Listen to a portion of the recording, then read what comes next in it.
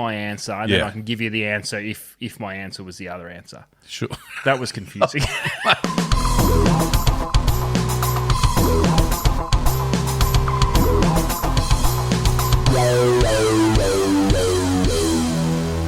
Hello, everyone. Welcome to The Deep Drop. This is a fishing podcast. I'm Luke McCredden, and with me, Adam Ring. And Adam, before we do anything, a message from my boys. 150! Yay! Adam. Give yourself a round of applause. Raising the bat. Look.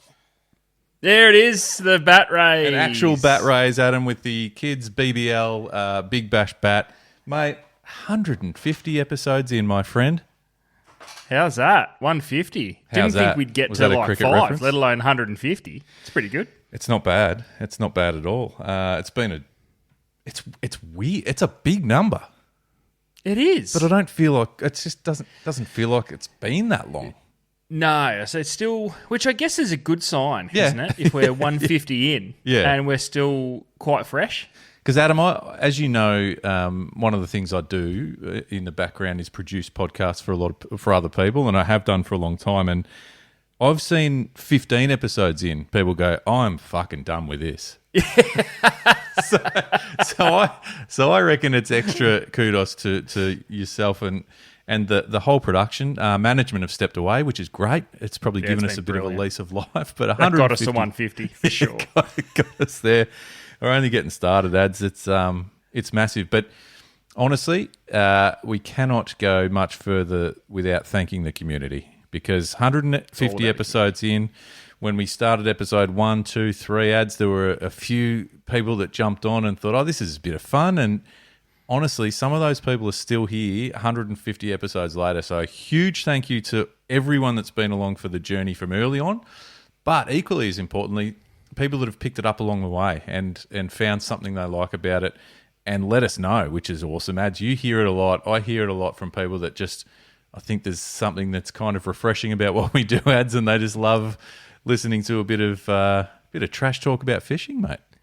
Well, it's why we had to actually give the people a name, the community, because it's exactly what it is. It's all about the feedback. It's all about answering the questions. It's all about telling us we're wrong, telling us we're right sometimes. Sometimes. But just generally getting amongst the conversation, because I think, Luke, from episode 1 all the way up to 150, we've been trying to build conversation. We want to talk about the stuff that interests us. Fishing interests us. It is literally our life. We both work in the fishing space for our full-time jobs, and we love talking about it. But it's pretty hard, if not impossible, to master, which is weird, because why would you take on anything that you can't master? That's a good angle. But I think that's part of it too, is that there's this endless supply of enjoyment. Because when you do master something and you sort of go, oh, I'm done now. Yeah, and I think which is why we've been able to, roll 150 podcasts and still be fresh, because fishing is just the gift that keeps on giving, and it keeps handing us questions and thoughts and what ifs and how about this and why don't we do it this way and how come we don't do it this way anymore.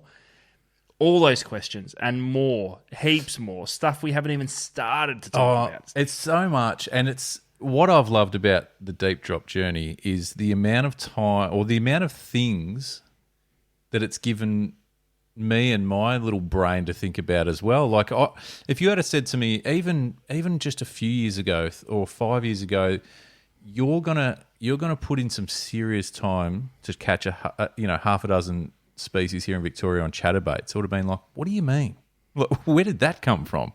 Yeah, or that's if right. you said you've just grabbed yourself a few megabass and nano ciglets and hit a trout stream because that's what you're going to be trying to catch one on. And so there's all this stuff that's just, when you think you've sort of just got a bit of a routine, a bit of a pattern with how you go fishing, you and I, and probably more so with the community throwing challenges at us, it just keeps you going and it keeps you learning. It does. Yeah, it does. And I think that's the key. Like, we try and keep learning. Even when we learn something, we try and question why or why not. And I think that's why we still do this for a living. We're still just as invested in the conversation as we were nearly 20 years ago when we started in this industry that is recreational fishing. So listen, 150, tip of the deep drop cap to you, my friend. You are the brains and the whole kit and caboodle behind this bad boy. I sit here and dribble a little bit of shit, and then you allow me to do so, and then grab a computer and edit it and sort of make us sound like we're half intelligent. So, mate, well done to you. You do a hell of a job, and mate, I am so pumped to churn out another 150 plus with you. Yeah, absolutely. There's no slowing down. There's no reason to slow down. It's just so much fun. But I think the biggest part of it is some of the engagement, or all of the engagement that we get across the socials ads. So Instagram, YouTube, Facebook, TikTok, Spotify. You might think that, you're just dropping a comment or flicking a message through and whatever. Mate, we read every single thing, and it is so enjoyable. Now, I will also say off the top, I don't necessarily respond to every single thing. Sometimes there is, especially with reaction videos, I get bombarded. But don't stop. Keep it coming.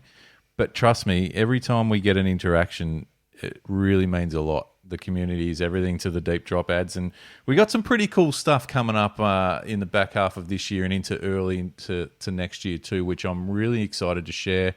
There's going to be some more partners jumping on, some opportunities for some giveaways and that sort of thing ads. So it's all about giving back to the community. So stay tuned and watch this space, everyone out there. And who knows, there will be some pretty cool products that you might be able to get your hands on. So yeah, I just thought, let's just start with that, because that's a pretty cool feat. 150. Listen, raise the bat. But Luke, I saw something on social media. Hang on. Oh, nice. That was oh shit, it's going everywhere too. So solid can crack means we can officially start that's episode 150, Luke. So no, I noticed something on social media this week. I saw a little video arrangement from yourself catching one flathead with 6,500 names, which is not particularly what I want to ask you about. Right. But I do want to ask you about flat dog is your actual fishing trip, because I saw you got a flat skull on a soft plastic. Yeah, and 3 metre. What was the go? Were you flatty fishing? Were you whiting fishing? Were you trevally fishing? What were you doing on the weekend? Because we had one good day where we could try and do something. Let's just start with Jesus Christ. No, let's not start with the weather, because it's just it's negative. It's depressing. Let me preface everything by saying it wasn't a fishing trip, as you said. It was a window of opportunity that I thought, fuck it, I'm throwing the kayak in the bay, because I just need to get out there and wet a line. And I had intentions of catching some King George whiting ads. So I had a couple of bags of worms. In fact, I had the new Z-Man finesse worm, so I was pretty excited about getting that wet. As it turned out, the weather window wasn't much of a window. It ended up pretty shit, so it was kind of frustrating. It's one of those ones that and a lot of the community that kayak fish know that it doesn't matter what I did. The drift, it was like the wind was just laughing, going, you want to face that way? Watch this. And it was just, so it was really frustrating. I would probably put in an hour and a half to 2 hours tops. But what eventuated was a couple of really nice flatheads. so not many whiting, or no whiting actually, but some really nice flathead, like solid, like really chunky fish in the shallows, which was cool. So what saved a donut, but also nice. That's okay. But let's be honest, and I'm not trying to. This isn't a cop out. Always a welcome bycatch, a nice chunky flathead. You know what I'm saying? Oh, of course. Yeah, 100%. Especially when you get a couple of those chunkers, because the bay can be full of those little keyring size dogs that just want to eat anything that comes past. Yeah. So good to find a couple of chunky ones. Do you know what? And do you know what I've found? Fishing, because I'll vary depths when it comes to whiting fishing, but most of the area I fish is fairly shallow, particularly if I'm just in the yak, just stay close or whatever. But the big chunky ones are in such shallow water, which I know doesn't come as a major surprise to yourself, who's done a lot of estuary fishing, which is a similar thing with duskies and stuff. But the other thing, and I wanted to raise this off the back of that, because I would say, and I don't know for a fact because I don't really keep record, but when I think about it, the vast majority of the time I go whiting fishing with soft plastics, with worms, whether it's turtleback worms, these new Z-Man finesse worms, even though it's only done one trip, but that worm, I will get a flathead or two, and typically they're big. They will scoff a foot, let's call it. These are 4-inch, the gulp up to 7-inch, but it got me thinking about just that scenario. And my question to you, and because I want to broaden this out, I want to broaden it out to you specifically on estuary. It's something you're very well dialed in at, but then probably a bit of bay stuff as well. Is a worm soft plastic? So let's talk turtleback worms, sandworms, whatever. A bit of an underrated flathead soft plastic. And the second part of that is, do people? And I know we joked about worms from the US and stuff a while back, but yeah. Is it something that people would entertain even just popping on a jig head for if they're chasing flatties? Because Jesus Christ, they eat them hard, like swallow them. I remember the days of the gulp sandworm, and I've caught some brim on those things. Even simple stuff, walking the banks of Paddo River in the main drag, catching brim just on those sandworm plastics.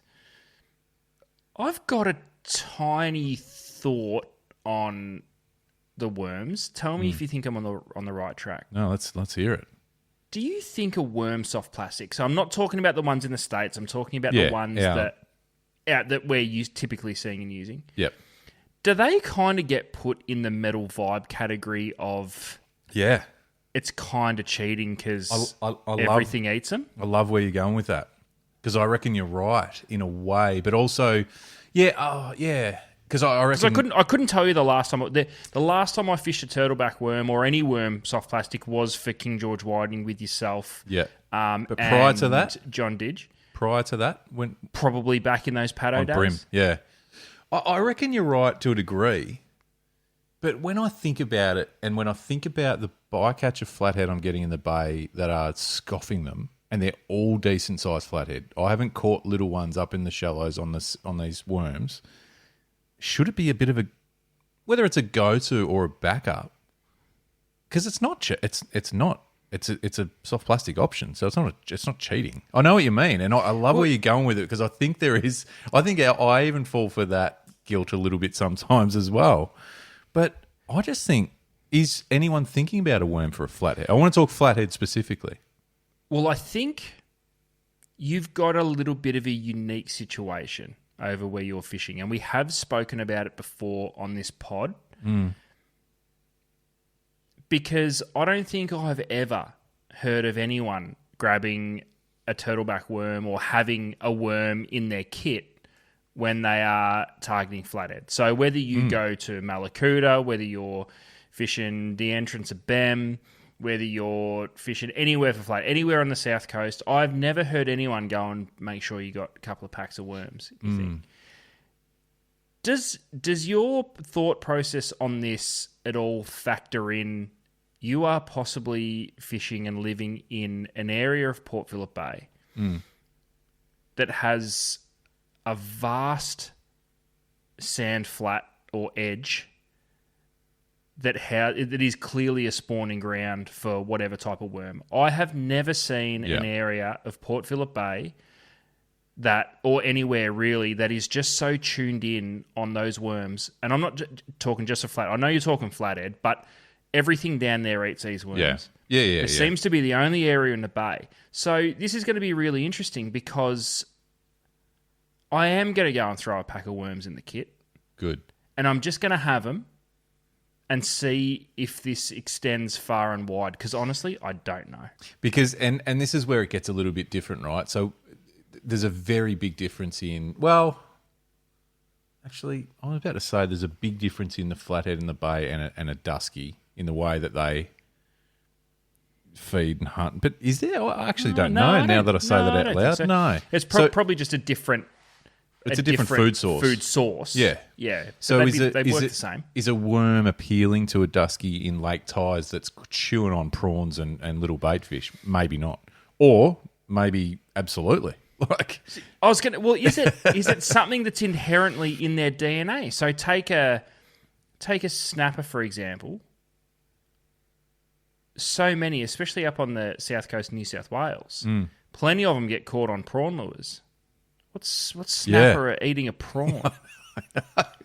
So it's the same. You could say the same for like, there's prawns are a great example where you might go somewhere where there's not a prawn for 1,000 miles, but there is something about the presentation of a prawn, soft plastic or whatever, that just makes them eat. Yeah. Makes a fish eat, whether it's a bream, a perch, a bass, or a fucking flathead. Yeah, like, snapper, flathead, anything. Snapper, exactly. So if you presented a worm within the vicinity and a flathead was there, it would be hard to deny that they would have a crack. Yeah. And there would be a worm in East Gippsland. I don't know exactly what they are, but there would be some sort of there's definitely sandworm. There's definitely sandworm because have a look at somewhere like Marlow, for example.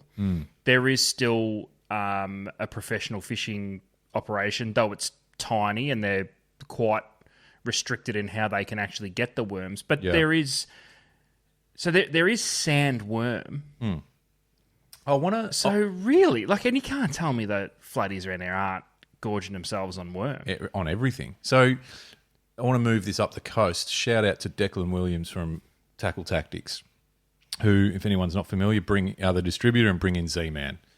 So since these finesse worms have come in, he's put a bit of time in as well, just in his local area, which is Brisbane, southeast Queensland, slaying flathead on them, and they're dusky. So it's kind of like, I don't know. I just thought now's the time to raise this to the community.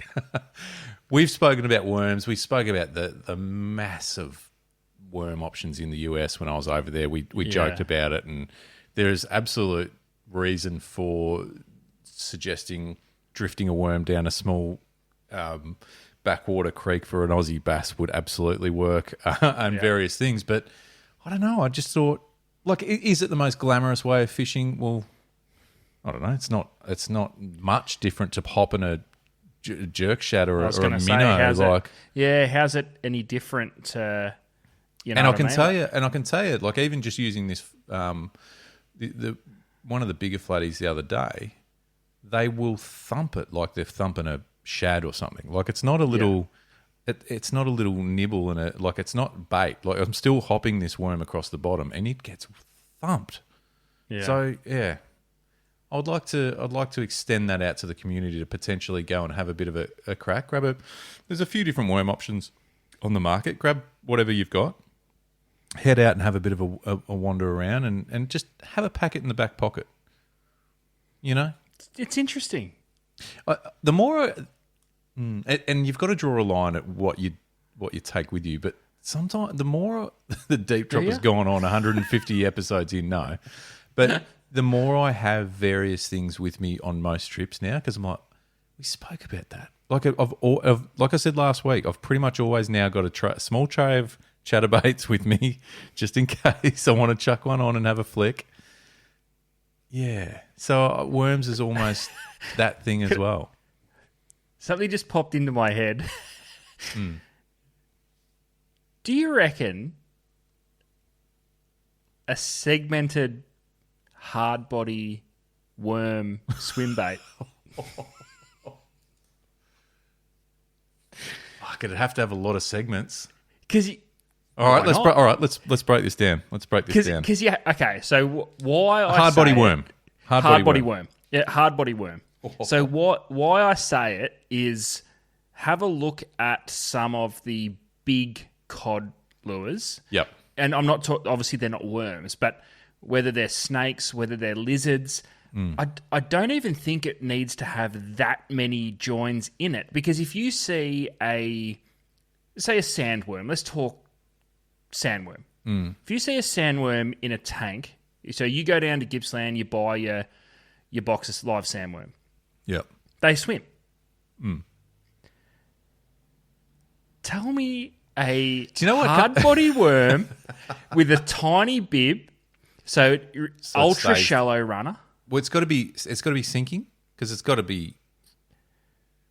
It would have Actually, to yeah, be. sinking would be alright. So the bib would obviously get the head to dig in. The joins would get the body working exactly the same as what a sandworm would. All right. Let's talk design process here because I think a bib, you only need something small enough for it to dig in and puff some sand up, really, Yep. but also Yep. give it an angle. So can we somehow head weight it or put some sort of flotation Does it bubble in need that angle though? Because you see a worm when it's swimming and it's actually quite horizontal. I'm just thinking Ned head style jig heads with a worm sticking up. I'm just thinking about maybe a bit of angle. Yeah, but we're not not- trying to imitate a worm Okay. getting back into the sand. yeah, We're yeah, talking yeah, about yeah. one on the move. On the move. So an All right. alternative. So it works in conjunction with your soft plastic worm because soft plastic worm, you're trying to imitate that worm getting back into the sand, and there's a little bit of worm sitting out of the sand where a fish is going to come slurp it before it's buried. Yeah. What about worms on the move? On the move. Worms on the move. Holy shit. This is why I wanted to raise it tonight, Ads. This is exactly it. I love it. And this is why And it has to work. I sit there and think about it, but my mind didn't go to this, and this is why you're a genius. Do you know what comes to mind? Do you remember when you were a kid and there was those, and they seem to be always in shit show bags from the Melbourne show, those snakes, and they were all articulated. And Yes. plastic. It was just like shitty plastic, but they were there was probably 10 joins in them. Yep. And you know what I'm talking about? Yep. That's what I've got in my head, obviously reduced down to what? Are we saying 4 inch? 4 inch. Yep. And it's got to be worm profile, so hard to build. Oh, it'd be a rough mold. It'd take a lot because you see, it's got all those little like, what are they called? They're almost like grooves? furry bits on the side. Yeah. Oh, the little, okay. Yeah. Or what if it was a hybrid? The main body of the worm is a hard body, but it runs the little squiggly bits all the way down the side, which are a soft plastic. Can I With a add soft another plastic element tail. to it? Fur finish. Did you know what that imitates? What? You know when you go and buy the last punnet of Scrubbies out of the fridge at the tackle mold shop, on 'em. and they're already furry. Yeah, The colour's already called moldy worm. I'm already seeing it. Moldy worm. So that's Moldy the fur worm. finish. There's only one fur finish colorway in it, and it's the moldy worm. Moldy worm. Fuck. You like it? Yeah. Wow. This could be next level. How do we make this happen? I mean, Spud's struggling to get a platypus happening, so we can't ask him. Go on, Spud. Add it to the list, Spud. But fuck, what sort of weight would it be? Because maybe because you. Well, it wouldn't really need too much weight, just enough to stabilize the body, because it's going to have to be a flat profile rather than like a fish profile. It's going to have to be flat. Could it be cylindrical? Because if it's flat, cylindrical. If you were trying to imitate an earthworm. Oh yeah, true. So you're saying flat, as in if you're going for a sandworm, like it's flat rather than sitting up like that. So it's flat. Is it going to swim side to side or like porpoise? Nah, side to side. Okay. So it'll snake. Fuck, that adds to the complexity of it, I reckon. Oh, and not I'm here really. for it. I'm here for it. Don't worry about it. We've got to get it done. We've got to have a look. Why is every piece of my being saying that this can be done and it wouldn't be that hard? Because you're not the one doing it. Correct. Fuck. Can you It could be the only way we can catch King George whiting down your way on hard bodies. Well, I mean, that's another thing. I'm sure there's some better anglers than me that have done it on hard bodies. But I don't know. I don't know. It's not conducive to doing it. I think it's it could be but not just the only way. It could be a really good way to catch them. Yeah. You know what I'm saying? Like a really successful hard body worm. And the thing is, The problem, well, not problem, but another challenge, just to throw a spanner in the works, is where's the hook placement? Oh, heaps. Like But are we talking? every second segment. Are we? Well, actually, no. I've got an answer. What if we take this to a completely different stratosphere? Let's do it. That's what we're here for. It's episode 150, baby. Take inspiration from the big cod lures again. Yep, gotcha. Let's go magnet just under the chin for a small treble. Mm-hmm. But also a magnet near the tail where you can run a double hook assist. You know the little double hooks? Double hook assist. There's another toe point. Oh, just smacked my microphone. That's how excited I am about it. Yeah, I know. That's how excited I am. I'm just punching shit. I'm not sure I've seen you this excited in 150 episodes. So another ring under the chin, so below the toe point, which is solely for an assist. That'll sit down, that'll go obviously the length of the worm and will go magnet into the Oh, I see. So tail. it's connected up near the chin, but the cord runs all the Dacron or whatever the cord is runs all the way down to the arse. Yeah. And those assist hooks sit in the arse. Or Is there a treble up the top, did you say? yeah, under the chin. There's a treble. Or we go even more funky. The lure is actually made with a fine piece of braid that runs internally through the whole lure. Sits out the back comes out the tail with a small clip. So if you needed to change hooks, you can just clip on a new hook. Okay. Oh, wow. Complex. Yeah, no, but that's what it is. It's a complex system. It has to be. Jeez, it'd be good. Bit on. Because it'd have to be light gauge. Well, probably light Yeah, I gauge, but reckon. light gauge sort of assist, hardware as well. Because this thing's finesse. Yeah. Yeah. Wow. And there'd be no real insane way of working it. It would be just Slow roll. Generic, cast and wind type arrangement. You'd want to give it a hop every now and then just to lift it off. Lift it off the bottom. Yeah. And then, but that slow roll retrieve is gonna just let it work. Fucking hell, BFS to the max. Shit. What wouldn't it work on? Well, that's what my next question was going to be. Okay, we've established a whiting worm. Well, let's not say whiting worm, a hard body worm. But holy shit, that's working on a lot of species. Yeah. Every estuary species you can think of. You take it to any estuary that's got some sort of worm population. So all of Gippsland, down your way. But take it one step further. Fresh, redfin, trout, yellow belly, bass. Yeah. They're all up in that. Yeah. So we need multiple profiles of this hard body. We need the sandworm that's flat. We need the cylindrical earthworm. Oh yeah. Yeah. Because an earthworm hard body gets interesting because they don't swim per se. They just hit water and shit themselves. Whereas at least a sandworm actually... They do that weird, like, fucking wiggle weird thing, freaking out because they know Yeah. they're about to get eaten. Do you know what else an earthworm hates? Having hooks jammed into them. Fair enough. Sandworms don't really seem to give two shits. They just break off. Whereas an earthworm... Do you reckon a sandworm gives up on life when it gets plucked from its hole? I was just about to say, I feel as though earthworms have feelings. Yeah. Yeah. They still think they're in with a chance of life in a tub. Yeah. Whereas a sandworm's a like, sandworm's I'm like, fucked. It's over. She's all over. Yeah.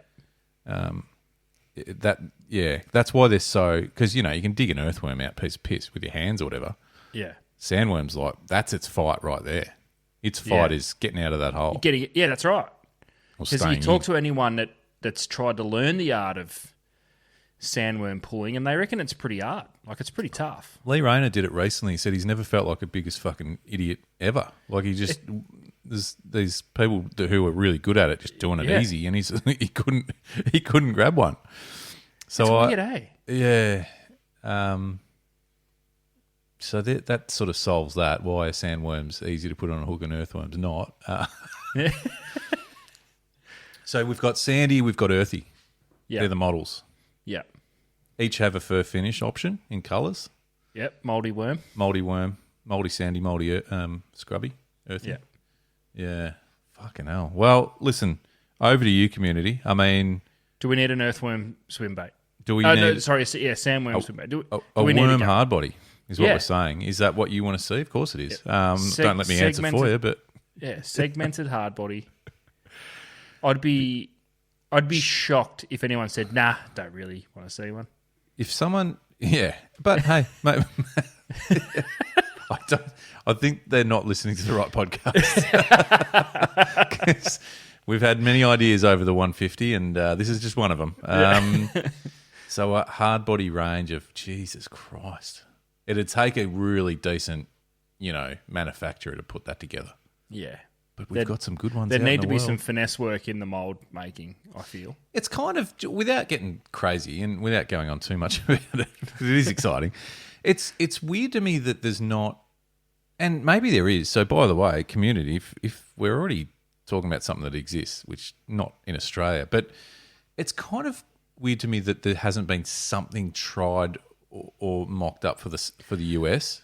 I reckon I could probably answer why. The one thing I can't wrap my head around, because this whole project, I'm all in. Yeah, yeah. I think it's going to be really hard to make a hard-bodied worm look good in the packet. As in, in the packet, but before you see it swim. Unless it's got the sex appeal of the plastic sides that have got the little leg things, I don't know what they're called, or a soft plastic tail, it's just going to look like a couple of pieces of cylindrical poo that have a little join in the middle of them. Yeah, but I'm going all in with finish. We've spoken about, Rapala do some amazing finishes on lures. Duo. There's some Japanese companies and European companies that get it right. Yeah. I reckon we could get it right. They need to sit in a tray. Because I feel like, even though it's a hard body, I still feel like maybe it's a tray of like 3 or 4. Like a worm in a plastic packet. Do you think there'd be any sort of market for your hard body worm accessories? So you can buy extra segments. Turn your 4-inch worm into a 7-inch worm, or you can disassemble your 4-inch worm. It comes standard, but you can drop it back to a 3-inch worm. Okay, now that's a different kettle of fish. You're saying we can take segments off. Could there be a extra packet of accessories? Some of those might be a plastic segment, soft plastic segment. So you might take off the back segment of the hard body and add a soft plastic. Are we going soft plastic hard body here? Yeah. Shit. What have I done? I was about to wrap up this conversation and we've just about started a new one. Hard body head which holds the bib. Yeah. Full molded soft plastic body. That's more achievable, like in reality. Yeah. That's actually doable. Holy shit. But then is that kind of just a jig head? But it'd still need to be segmented though. No, we need it swimming. Yeah, we want it segmented. Yeah. That's the key there. But you could mix and match colours. If you could take apart segments, you could build your own. The motley worm. Choose your own adventure. Remember them books? Yeah, solid. All right. Well, this is incredible. Pencil that in. Hard body worm. Spud, shout out to you. A few sketches. Now it's been a while since we spoke about the platypus swim bait. Originally, it was probably way back. I don't know when it was. And Spud, shout out to you, good listener of the show, jumped on board and designed it and started putting the pieces in place to build it. Yeah. Since then, we might have some lure makers on board that we hadn't had back then. So if you are in this sort of space, let's talk about a hard body worm. A couple of concepts sketched would be pretty interesting. Even if you're not a lure maker, just a pretty good drawer. Yeah. Maybe sketch a few concepts of what a hard-bodied segmented worm would look like. Get creative. Yeah. Just think small snake initially. Feel as though we're onto something. Fuck. All right.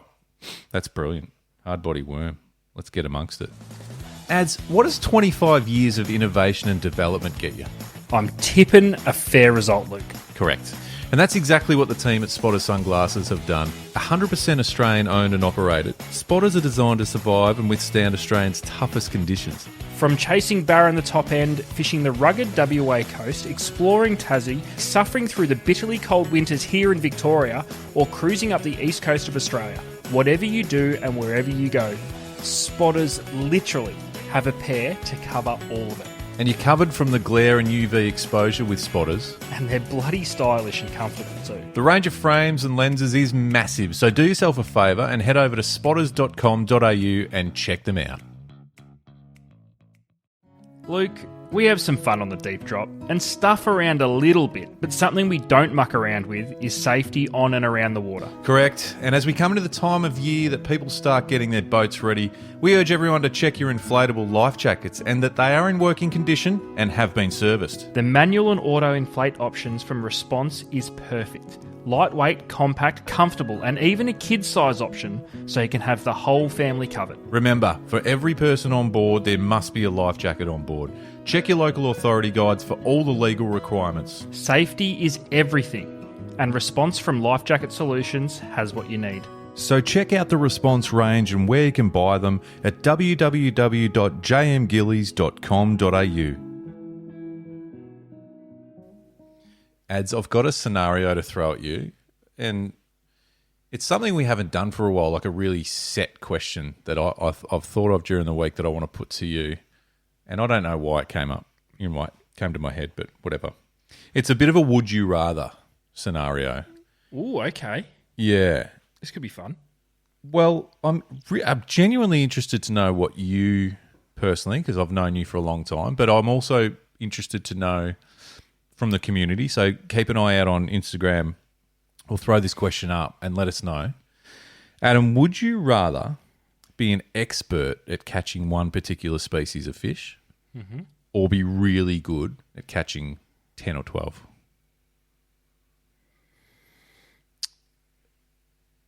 Define really good.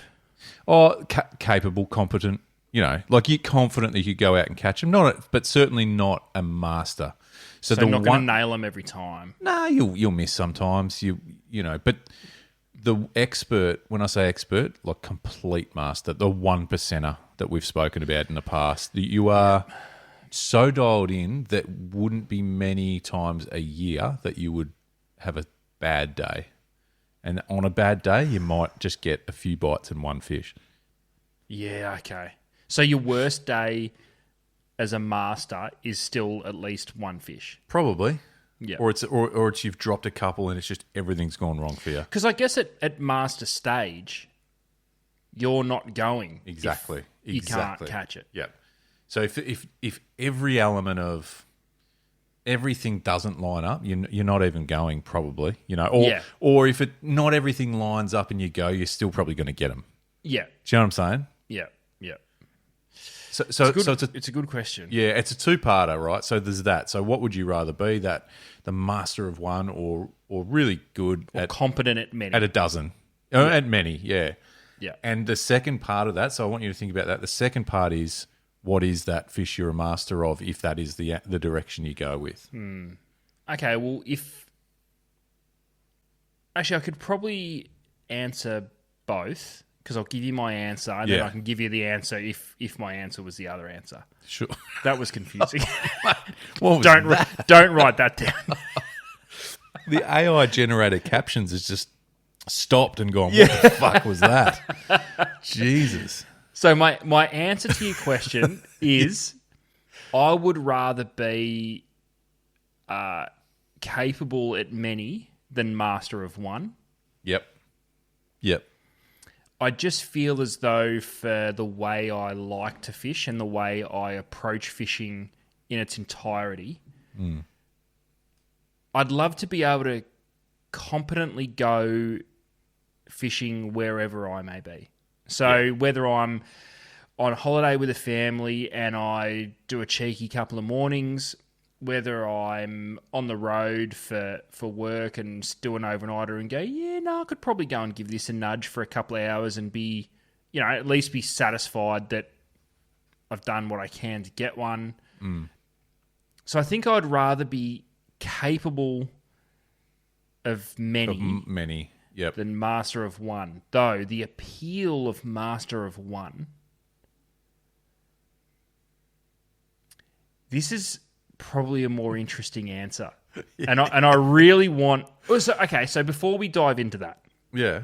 what would your answer be to the same hypothetical? Yeah, I think I'll probably lean the same way as you on it. I'd rather probably be fairly good at multiple species, just so it gives you a few different options, which is probably what I'm closer at, and probably you might be similar as well in reality, is being competent at a few. I'm certainly not a master, not even close to a master of one. Shit, haven't mastered one. No. So that's what I mean. So I'm probably, it'd be an amazing feeling to know that you completely own a species, or whatever that is. You just go, piece of piss, no worries. Do you want to go catch one? Yeah, sweet, let's go.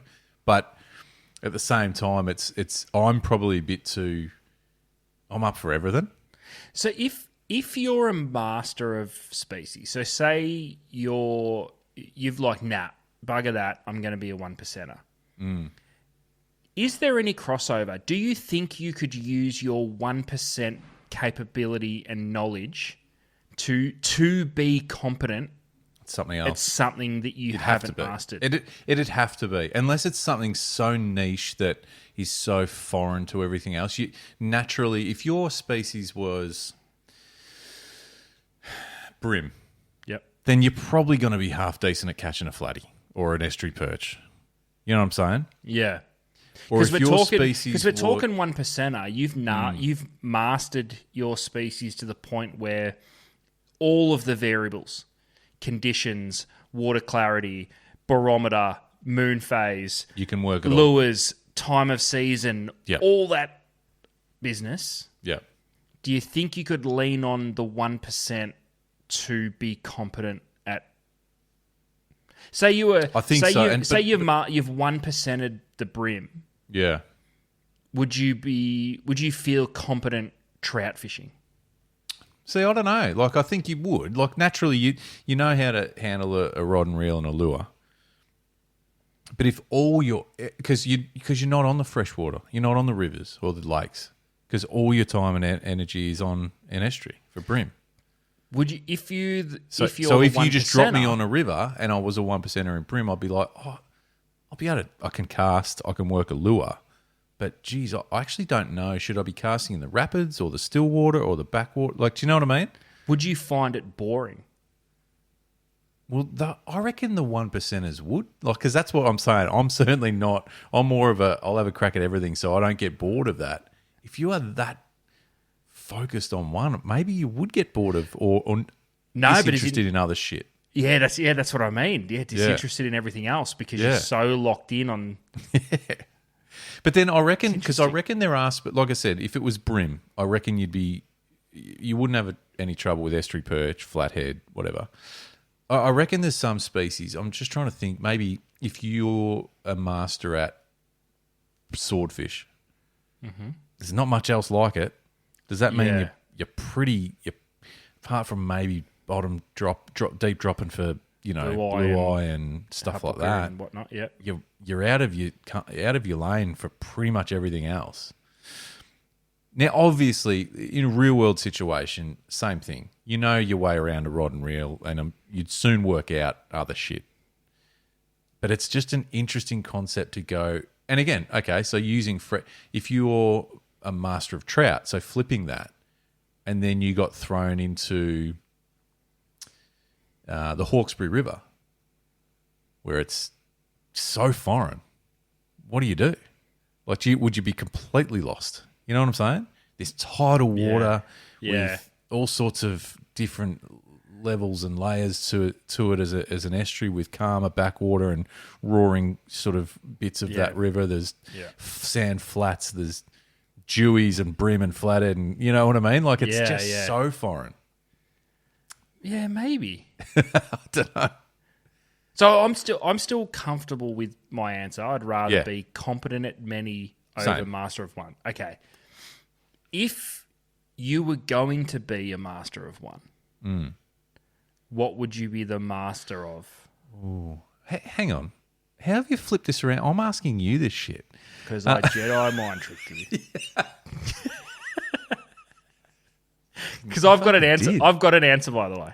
Well, you go, because I'm not ready. I didn't prepare myself for this. You Jedi mind tricked me. I Go. think people are going to be ridiculously bored and disgusted with my answer. That's okay. Let's hear it. And I'll think of one in the process. because if you think you're going to be the 1%er of something, so are we talking, when you say 1%er, is it something that could be achievable for me or just a fairy tale? Oh, no, fairy tale is fine. So would you rather be, if you had to pick your 1% species and you just go black bass? Oh, yeah. But I could argue, if you were to say that, not a shit choice, because you could make some serious money. Yeah. Guiding. Yeah, that's true. That's true. For black bass. Yeah, that's a really fair call. If you are the 1%er, the premier black bass fisherman. all right, ever. I've got a scenario to throw at you because I want to put this into real talk. He's still a very, very obviously an amazing angler. But remember back, I'm going to say, I don't want to make this person sound old, but 15 years ago, there was one guy if you wanted to hit a South Coast estuary in New South Wales. You know him very, very well. Yeah, I know who you're going to say. He was that guy. Yeah. Shout out Stewie, if you're listening. Stewie. Who is very much still a 1%er, but Stewie Heinsohn was the person that if you wanted to catch a decent flathead or really anything, but flatties were his bread and butter, big flatties, before big flatties really got popular too. Yeah. Like he was it. But, so is that a different scenario than what we're talking now? Because I would say Stewie is a 1% angler in general. In heaps. Yeah, I know. He's a bad example as far as the one species 1%er. Species. But as a 1%er angler, and in your black bass sort of discussion, he was a guide and was well sought after. So, yeah, so there's definitely that element to it. I also love the idea of being able to say, let's use yellowtail kingfish as an example. Yep. To be able to say to a friend or someone who hasn't caught one or is just learning the ropes, to be able to go, oh, yeah, let's go. I'll take you. We'll get them. Like, you know what I mean? You know what I mean? Yeah. And and have that skill set to be able to be able. And we over the journey, we've both had opportunities to fish with lots of amazing people in various sort of locations and species and stuff. And I always I just get a kick out. I'm not even, some of these people aren't even necessarily masters as we're talking about in a species, but very much more capable angler than us. And it's a cool thing to learn and listen to these people talk about these fish and their craft. It's pretty cool. Well, I have fished quite a lot actually with one of these master of one, and learnt more in one single off season than I have ever. Because I think the key was we were fishing in the off season where you weren't supposed to be able to catch them. Is this the great man Rentlow? It is. Mickey Rentlow, wow. the 1% master of snapper. Yes. And if anyone wants to argue with me, I'll fight them on it. Yeah. I did a full winter in Port Phillip Bay with Mickey Rentlow, and I learnt more about snapper in that winter than every other snapper fishing trip I've done combined. Oh, hang on, mate. We did plenty of snapper trips where we were drinking beer at 7 a.m. That's true. Probably why we're not a master of one. Would you say, and shout out, it doesn't strike me as a podcast listener. He might surprise us. Maybe it'll get back to him. Would he, and I know he's, you know him better than I do, but he's competent and capable probably in other species. No, but he's definitely competent and capable in other species, but he has snapper dialed in to a level that is rare amongst men. Yeah, wow. Yep. Was he the one that used to fish with night fishing for King George whiting? Yes, I've done that with him plenty too. And that was like big fish only, right? It was just like... It was different. Yeah. Yeah, you didn't get as many pencils. But that's a good example. Shout out Rentlow. There are... getting sidetracked, but there's so many people. So what would your 1% be? Let's go back to that. What would your master of one? What would it be for where you're at right now? What you do right now? What you love right now? What would your master of one be? It's a great call. Maybe it would be kingies, and I do have a love for them. Yeah. And what we're talking about here, to clarify, master of one, we're not talking how to catch them one specific way. We're just talking about how owning them to catch them. Yeah. And because part of that is going, oh, you know what?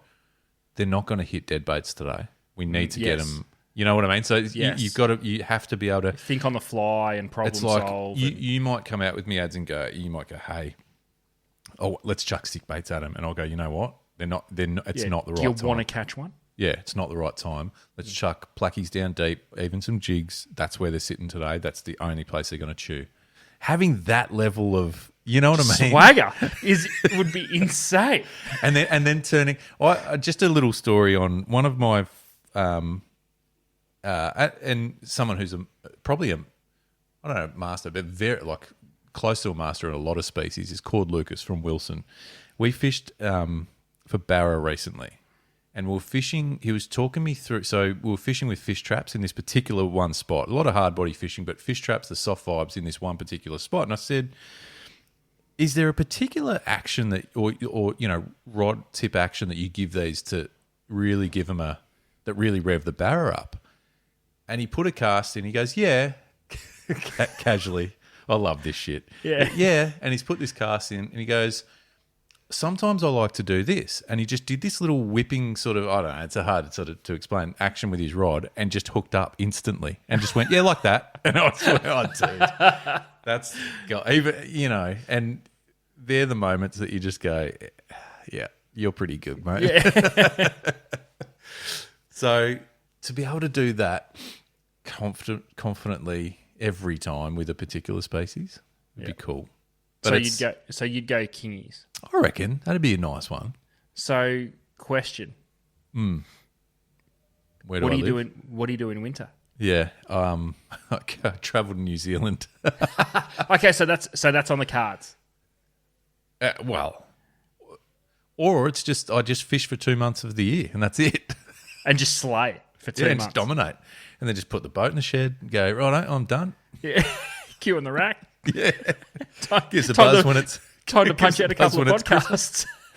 So, yeah. What about you? So did you say black bass, or are you... No. No, okay. Mine is so boring. Right. But I'm thinking on a massively practical level. Yeah. And mine would be snapper. Oh yeah, there's nothing boring about that. So here's my reasoning for it. From where I live, I can do it 12 months of the year. Yeah.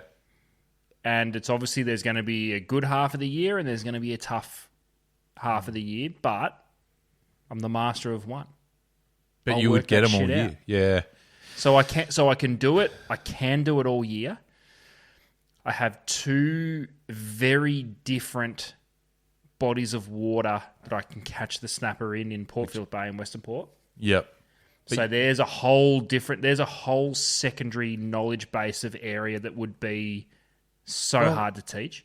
Well, this is the thing. You're such a master that you also can shoot offshore and find them. Yeah, and I would know based on the time of year which bay, port, or offshore I'm hitting. But but I can also not restrict myself to catching them in one way. Yeah. I would know nice. when to live bait for a 20-pounder. I'd know whether to bait fish for a bag of 6 or 7 5 to 8 kilo fish, and I'd know when to fill a kill bin of 50 centimetre fish on plackies.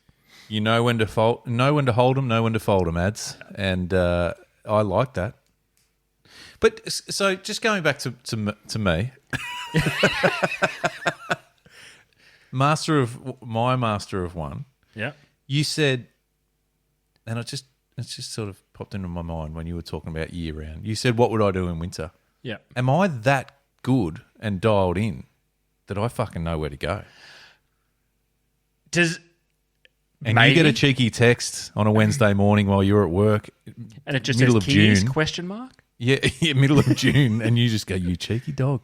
I've just got to meet a $1.20 sitting on my lap." Just a photo. Yeah, just a photo. I'm rugged up, full beanie, like jackets, and you're going, "You fucking little bastard." If you were able to do that as the master of one, you would be the closest human ever to exist that's clocked fishing. if you sent me a photo of $1.20 in June, yeah, from with a popper in its mouth, that's right, but like Should around home base, yeah. And then it'll be like, yeah, okay, even the sun shines on a dog's ass every now and then the next day you sent me another one with a jig hanging out its mouth, yeah, because there is an argument for that. If you are the masterful, they're not. Well, this is kind of what we don't know, but they're not completely leaving the area, are they? Well, I don't like. Anyway, I don't know. I don't know. And listen, community, the kingy fishermen out there, I don't want locations. I don't want nothing. All I want to know. I do. No, kingies in winter. In winter? Question mark. Yeah, fuck. We've just thrown another question out there. Tell me why not. Yeah. Tell me why not. Can we, if the community want to participate, we could do a winter expedition and go and see how we can go collectively. The community, I mean, not just like me and you and someone. Like I'm just saying, we put our brains together and go. Can you write this down for Jesus, next mate, week? It's a full sheet. Yep, go on. Can you write this down for next week? Because I want to spend half an hour on this. I want to break down why not would you not have a look for a king in June. Let's expand that to out of season fish. Just okay. You know what I'm saying? Out of season species. Yeah. Not season's not the right word because I don't want to muddy the water with like closed season trout and stuff like that. Yeah. So off season. We'll work on that in between now and next. We'll workshop that over. Workshop that because that would be a really interesting conversation because I think we would put some species in the impossible bin. Maybe potentially. Okay, that's good. Kingies in winter for one. I think we should get a bit of a brains trust together and work on that. Fuck. Very interesting. It's not bad. So we're both comfortable with being sort of good at, a number of species as opposed to a master of one. But Jesus, it'd be a nice feeling to be a master of anything. Correct. Life. All right. Hey, ads, it is time for this.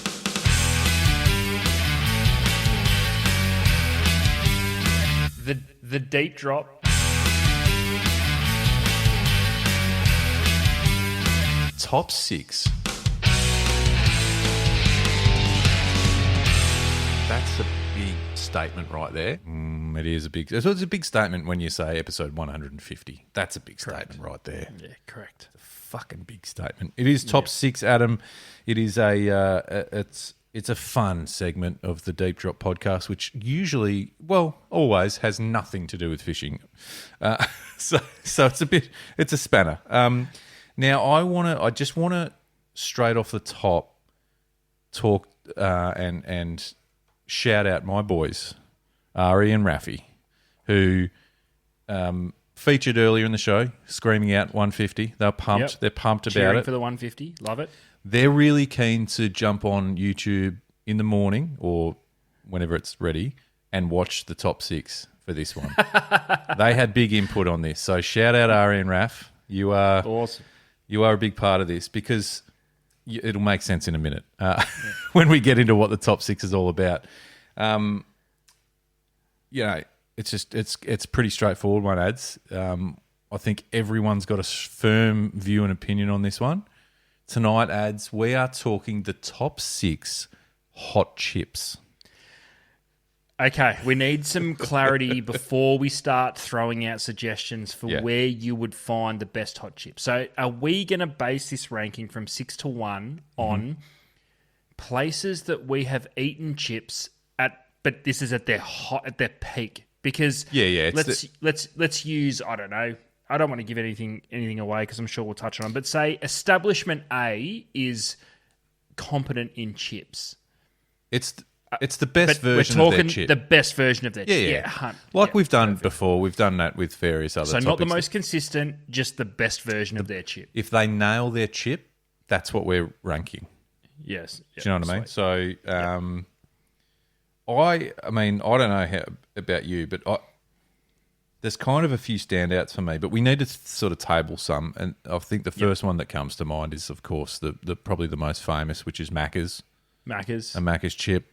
The thinner fry of the French fry, traditional French fry. Yeah, French fry of the industry.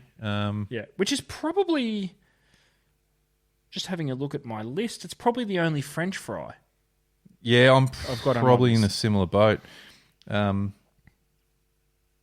I reckon Macca's has got to be on there. Yeah, no, it's got to be tabled. Should we go through some of the most famous fast food chains? KFC is another one. Yeah, known for their chips. Hungry Jack's. I can't remember spending much time in Hungry Jack's. But I'm told on good authority from the junior members of the household that they're not bad. Let me break this down for you, Luke, because I am well versed in Hungry Jack's. Are you? Good. Hungry Jack's chips, when they were in their French fry form, were absolute dog shit. They were always soggy. They were putrid. Yep. I don't ever remember having a good Hungry Jack's chip. Wow. Until they changed up the cut. There was a change. They went from a French fry to I guess you'd probably call them still French fries, but to a thicker cut French fry. I don't know what they did. They must have got the master of one when it comes to chips.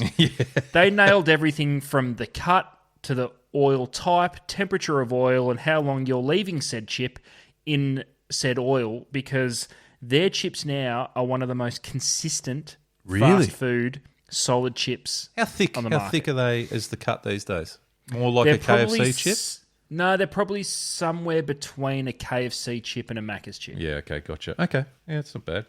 But they have definitely upped their chip game to the point where it deserves to be mentioned and tabled for the top 6. Love it. All right. Snitz is a great chip. I'll fight for Snitz to be pretty high on this list as we go through. Grilled, it's a solid chip. There was more of an herb chip, isn't it? It does. Red Rooter? Is that a good chip? I don't think so. No? More of a soggy chip. Oh, that's a concern. Yeah. And I don't think these should necessarily be on the list, but because I think we keep it local. But the Americans, they know how to do a good fast food. Let's just take a look at them. Yeah. Raising Cane's is arguably the greatest place on earth to eat. Never heard of it. No, it's an American fast food chicken strip and waffle fry No, sorry, not waffle fry. That's Chick-fil-A maybe. But don't mind a waffle fry. Chick-fil-A is another one. Jesus Christ, they do a good chip. Raising Cane's chicken strips. Fuck. Anyway, so have a look at Raising Cane's just online, ads, because oh, Jesus. So good. The sooner they get to Australia, the better. Let me put it that way. What else did you have on your list? Just a table. I've got to table a couple of others. I think we all grew up with a local charcoal chicken that had a solid chip. Didn't they? Mr. Rooster was my local that I grew up with. It was called, and the chip. Talk about cure a hangover. Oh, yeah. We had one local to us that we only knew as the Chicken Shop. Yeah, nice.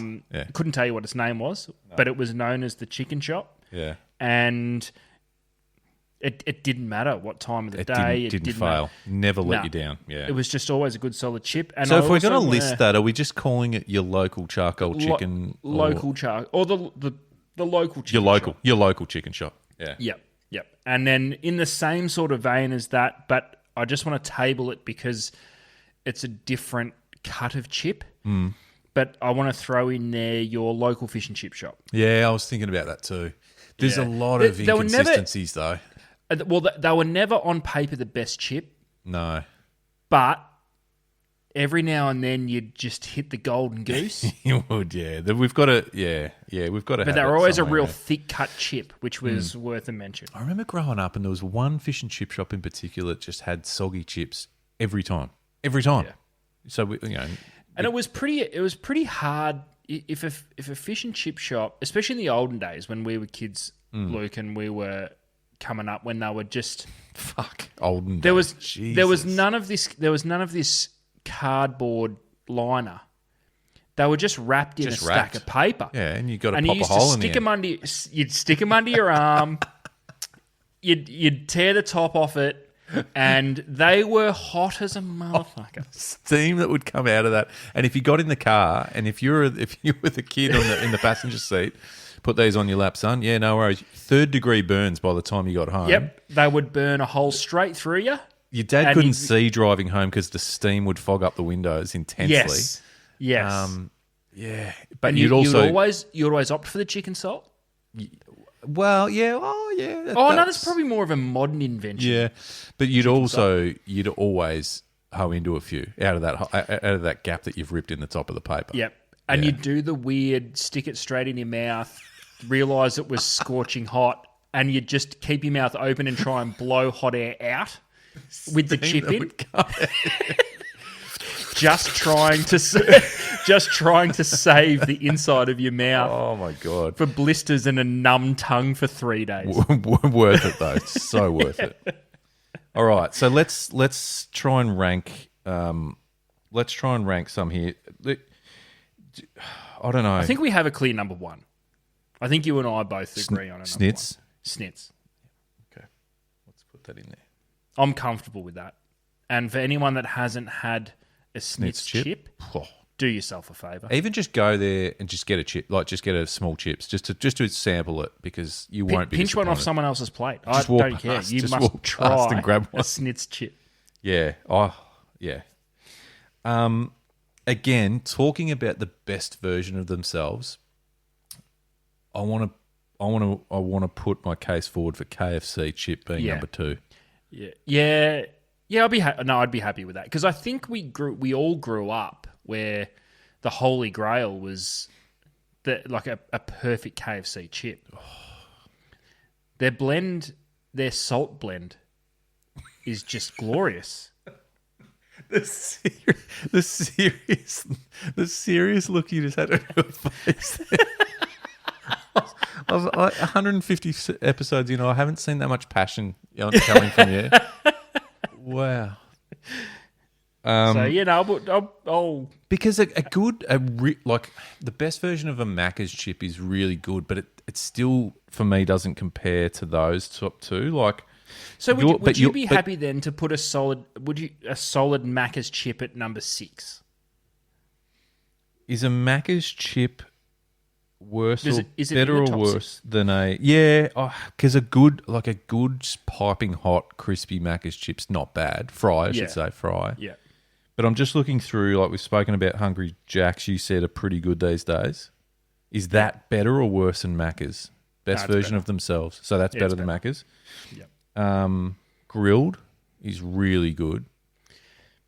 It is really good, especially to change it up from the standard salt and chicken with salt. With an herb arrangement. Herbs. Red Rooter. What did you say? No. Yeah, shit house. Probably shouldn't even be in there. Okay. All right. So we're talking about grilled Hungry Jacks and Maccas, and then. All right. Well, what about this? What about we round out and call number 6 just for old time's sake your local chicken shop? The local chicken shop. Yeah. Okay. Yeah, I'm happy with that. And I feel as though it needs to be in there. Yeah. All right. And then we go into Macca's at number 5 potentially. Yep.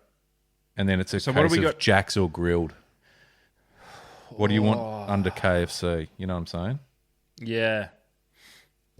I think I like the variety of the grilled chip. At 3, 4, or 5. Oh, we're saying Macca's will probably come in at 5, I think. So 3 or 4 grilled Hungry Jacks. I reckon that's probably it. 3 grilled, 4 Hungry Jacks, 5 Maccas. Yeah. All right. We've got it. Does that sound right? We've landed on it. We've done it. Whew. Harder than I thought. Does it read okay? Like, have you written it down? Or are you going to present it? No, definitely not. Okay. Glancing down at my page. Yeah. Yeah, that's the... Well, yes. That's... Yep. Have you got any concerns before you set it in stone? No, I don't have a concern because of your confidence, but I'm not well versed in Hungry Jacks. But you're saying that it's better than a Macca's chip, so I'm comfortable with it being number 4. No, don't doubt yourself, mate. No, I am, though, because it feels...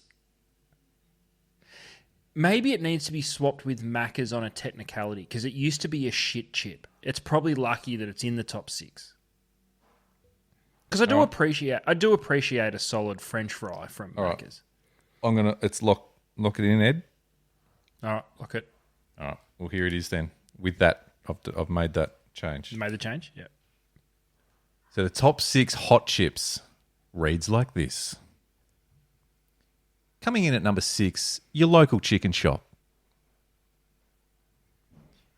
Number 5, Hungry Jacks. Number 4, Macca's. Number 3, grilled.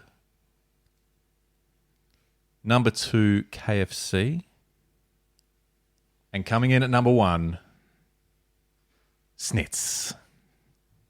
Sounds all right. Yeah, I like that. That's a good taste and top 6 right there. Yeah. Some solid chips out there, isn't there? Some good chips when you think about it. Should we have a chip party? Let's have a chip party. We should have a chip party. Yeah, just get together with 6 chips and just a stack of chips, and we can re-rate them, re-rank them. I like it. All right. Well, a couple of things, just really quickly before you close out. Are you a chips and gravy type of guy? I never have been heavily into that because I like a crispy chip and the gravy really soggies it up pretty quick. Having said that, I'm open to it. I don't hate it. It's just it wouldn't be my first choice. I would a brown paper bag, heavy salt, and crispy chips. You know what I mean? If we're talking that style of thing, like that, your local chicken shop arrangement. Dead horse? No, not in that scenario. Fish and chips, chips. Yeah. Just salt, just salt. The chicken salty salt, goodness. standard salt. I think chicken shop chips should have chicken salt for the most part. This is actually weird. If you picked up a Macca's chip and it had chicken salt on it, weird. How do you feel about it? Weird. I feel weird. Yeah. But wait, has KFC chips got chicken salt? They've got a different sort of seasoning. Yeah, I think they've got their own unique blend. Oh, the Colonel won't fucking let that secret out, will he? Nah, shit, no. Stupid old bastard. Dodgy bastard. Yeah, it's a good call. Imagine because that, if you get an undersalted KFC chip, it's putrid. Oh, any of them are. If you get a lukewarm undersalted Macca's chip, and we've all had it. We've all had it. We've all eaten them all still. Yeah, absolutely. All right. Well, community, let us know. What have we missed? What did we rank incorrectly in your eyes? This is just based on our opinions, but I'm pretty good. I'm pretty happy with it. But let us know, as always. Now, community's got a bit of work to do. The community adds in episode 150. I want to see some bats raised Yep. out there, Raise the please, bat. for starters. Secondly, Jesus, we've spoken about it a lot. A worm's an underrated flathead soft plastic, but then, more importantly, let's discuss the hard-body worm. Yeah. And then the question is, would you rather be a master at catching one species or really good at catching multiple species? Yeah. Just a bit of a, yeah. And then Adam threw a spanner in the works and said, kingies in winter, discuss. Yeah. But we might touch on that a little bit more next week. We'll park that because that'll be an interesting combo. Yeah. All right. Well, that's us. I think that's a pretty full episode for everyone to wrap their ears around and get involved. That all the socials, get involved. Let us know what you think. Yeah, that's us for another week. Thank you, Adam. We'll see you soon. Peace.